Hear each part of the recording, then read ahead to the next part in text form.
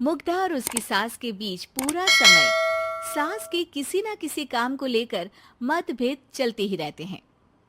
बहू, ओ बहू, जरा चाय बना दे। मुग्धा चाय लेकर आती है। ये लीजिए, और कुछ चाहिए? अरे नहीं, बस चाय पीने का मन था। जाओ, तुम दूसरा काम करो। चाय पीने के थोड़ी देर बाद सास दोबारा मुग्धा को आवाज लगाती है। अरे बहू रे, ओ बहू, जरा हलवा तो बना दे, मीठा खाने को मन हो रहा है। इसी तरह मुग्धा की सास पूरा समय कोई ना कोई काम बताकर उसे रसोई से बाहर तक निकलने नहीं देती। कभी चाय, कभी हलवा, कभी पानी तो कभी दूध, हर समय खाने को चाहिए। और उसके लिए अपने हाथ पैर बिल्कुल नहीं हिलाने। परेशान किया हुआ है इन्होंने। सास की जबरदस्ती परेशान करने की आदतों से दुखी मुग्धा एक शाम सचिन के साथ अपने कमरे में बैठी हुई बात कर रही होती है। सुनो जी, मम्मी जी की ये जानबूझकर मुझे परेशान करने की फरमाइशों से मैं बहुत फ्रस्ट्रेट हो चुकी हूँ। पूरे दिन में एक सेकंड का आराम नहीं मिलता। रसोई से बाहर कदम रखती नहीं कि बहू ये बना दे, बहू री वो बना दे। अरे इनकी फरमाइशें चलती ही रहती है।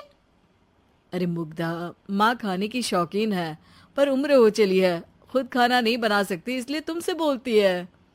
अरे तो शौक भी उम्र देख कर रखने चाहिए ना। समझ में नहीं आता, हर समय फेविकॉल का जोड़ लगाए सोफे से चिपके बैठी रहती है।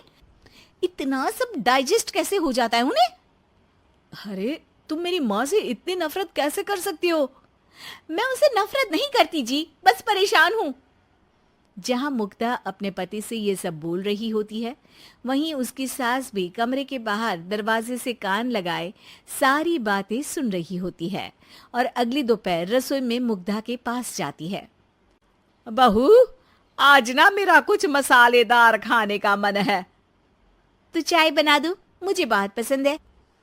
अरे ना, ऐसा कर लिट्टी चोखा बना ले। और हाँ, जितना मसाला बातों में मिलाकर पति को सुनाती हो ना, सब्जी में भी वैसे ही डाला करो, खाना स्वादिष्ट बनेगा। सास की बात सुनकर मुग्धा हैरान रह जाती है। मतलब अब पूरा समय मुझ पर हुक्म चलाने के साथ बंद कमरे में हुई पति पत्नी की बीच की बातें भी सुनती है? अरे बात जब मेरी थी तो सुनने में क्या दिक्कत है? ये कहकर सास वहां से चली जाती है। अरे अब तो हद पार हो गई। इस तरह से तो ये मेरा जीना मुश्किल कर देंगी। मुग्धा सास की हरकतों से परेशान उसका हल सोचने लगती है और इसी तरह कुछ दिन बीत जाते हैं, जिसमें सास का जन्मदिन आता है। मुग्धा बहुत खुशी के साथ अपनी सास को एंड्रॉइड मोबाइल गिफ्ट करती है। मम्मी, आपको सबसे बात करने के लिए बहुत दिक्कत होती है ना? कभी सचिन तो कभी मुझे बोलना पड़ता है, पर इस मोबाइल से आपको कोई दिक्कत नहीं होगी। एक जगह बैठे बैठे बहुत कुछ कर सकती हैं अब आप। मोबाइल देख सासू माँ खुश हो जाती है, पर उसे इस्तेमाल करना तो आता नहीं, इसलिए साइड में रख देती है। जिसे देख मुग्धा घर का सारा काम छोड़ मोबाइल सेट कर सास को इस्तेमाल करना सिखाने लगती है, जिसके बाद अब सास पूरा समय मोबाइल में ही लगी रहती है। हाय, जब से मम्मी को मोबाइल मिला है मेरी लाइफ में कितनी शांति आई है। अच्छा है, इसी तरह बिजी रहे तो मैं भी सुकून की जिंदगी जी पाऊंगी। अब मुग्धा जब मन करे काम करना, जैसा चाहे वैसा खाना बनाकर खाना, पूरा समय रिलैक्स और खुश रहने लगती है। क्या बात है, आजकल तुम बहुत चहक रही हो। अरे मम्मी जी से छुटकारा जो मिला है, अब ना फरमाइशें ना छुप छुप कर बातें सुनना। अच्छा, तो मोबाइल गिफ्ट करने की ये स्कीम थी। इसी तरह दिन बीतते हैं और अब मोबाइल पर लगी सास फरमाइशों की जगह सवालों के लिए बहू को आवाजें लगाना शुरू कर देती है। अरे बहू सुन तो, देख जरा किसी का फोन क्यों नहीं मिल रहा? रिचार्ज खत्म हो गया है, पर अभी 4 दिन पहले ही तो मैंने किया था। इतनी जल्दी कैसे खत्म हो गया? अरे मैंने कल तेरी कनाडा वाली मौसी सास से 3 घंटे बात की थी ना। क्या? इतना महंगा तो मोबाइल भी नहीं आया जितना महंगा इसका रिचार्ज पड़ रहा है। इसके बाद तो जैसे मुग्धा के दिन के 24 घंटे में से 20 घंटे सास के पास उनके मोबाइल रिलेटेड प्रॉब्लम सॉल्व करने की ड्यूटी ही बन जाती है। अरे मुग्धा, ये मोबाइल में अचानक तेरी मौसी सास की शक्ल क्यों दिखने लगी? और ये तो हिल भी रही है। मम्मी, ये गूगल डुओ का वीडियो कॉल है। इसमें आप बात करने के साथ एक दूसरे की शक्ल भी देख सकती हो। अच्छा, ये तूने मुझे पहले क्यों नहीं बताया? अब बताने के लिए पहले नहीं बताया।